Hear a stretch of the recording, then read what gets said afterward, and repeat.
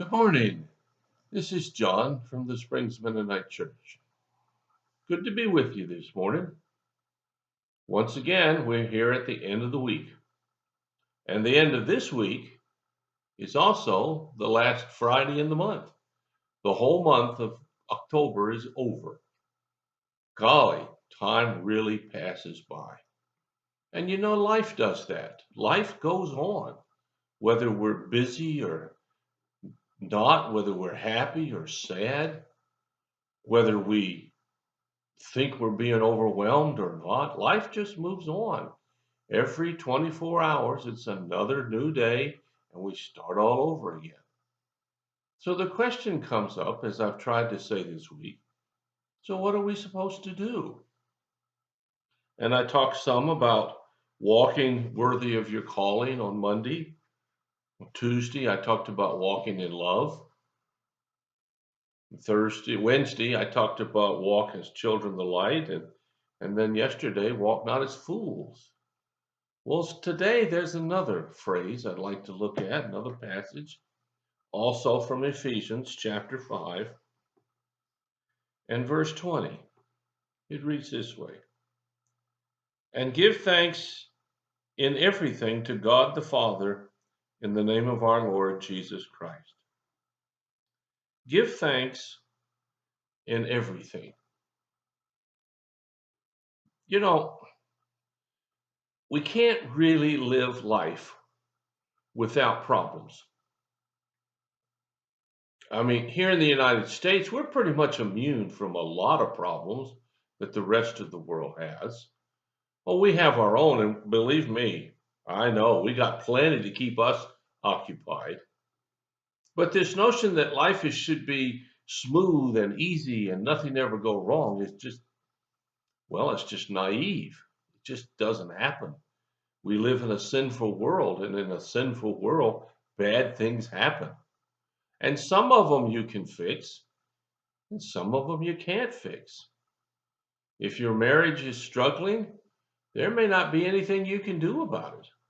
If your hot water heater goes out, well, you can get a plumber to put a new one in.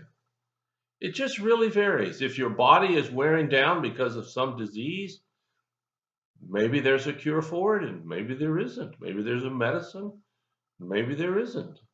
Life is just full of difficulties. And you already know that. I'm not telling you anything new. But I'm just letting you know that if you're having some, you're normal. You're just like the rest of us. It's those who think they don't have any problems, they're the ones that are normal. So, what do we do? How do we live in the midst of that? Well, this passage tells us. It says, In everything, give thanks to the Lord. Now, we're not thanking Him for the problem, though maybe we should. I mean, some problems come along that actually prevent us from going in the wrong direction, only we don't know it at the moment. Let's say you were counting on this new job and you didn't get it. Well, then you find out 6 months down the road, that wouldn't have been such a good job to have. And that happened to me once. I applied for a position at a seminary, and when I went to visit, I had the strangest feeling that they weren't telling me exactly how it was. So I turned it down. And then 6 months later, they hired somebody who had the opposite credentials of what they told me they had to have. In fact, that person had none of the credentials they told me they needed to have. And I was so thankful that God kept me from going in that direction. Though at the time, well, I was really disappointed. And that's how life goes. But in the midst of all of that, we can still give thanks. Now, what are we giving thanks for?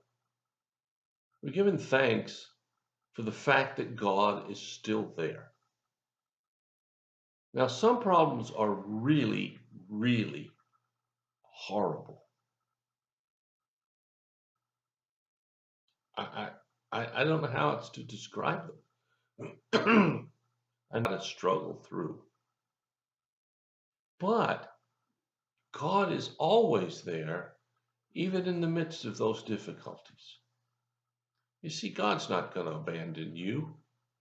He's not going to abandon me. Now, I may feel like he has. I may think that he has. I may wonder if he has, but he still hasn't. And as we give thanks, we're giving thanks to God, not to the situation, not to those who caused the situation. We're giving thanks to God because we can believe and trust that whatever the outcome, our relationship with God can be strengthened. Now, some people don't do that. Some people, in the midst of struggles, turn their back on God and say something like, well, if there really was a God, he would have done such and such. Well, that's putting our minds and our decisions and making them equal to God's. And that never works out well. So think about your life. How's it looking today? Things going well? I say that a lot, and I hope they are. Are things a struggle? Is today a really difficult day? I know a number of people whose spouses have died, and then on some day that they've forgotten why, some anniversary of something, maybe even really small, all of a sudden, memory of their spouse comes up and they have a really hard time. And I've told those folks whenever I'm around them, it's okay. It's part of life, but you'll get over it. And over time, it will get easier. And it always does. It never gets easy. Don't misunderstand me. It just gets easier. And as we learn to thank God, even in the midst of problems, it gets easier to live through them. Oh, it's easy to thank God when everything works out, when we get an unexpected blessing or promotion or gift or something like that. That's easy. Of course, that eludes attitudes of gratitude. But when we don't win, when we don't get what we thought we were going to get, that's the tough time. But even in the midst of those, God is still there. He's still watching out for you. He isn't going to let something destroy you if you allow him into your life. So here we are at the end of the month and the end of the week, and I just like to ask, how you doing? I hope you're doing well. If there's something you need to talk about, give me a call. If you have a need that you can't meet, let us know. We'll do everything we can as fast as we can to help meet your need. Well, thank you so much for listening. Hope you have a wonderful weekend. God bless you. I'll talk to you again.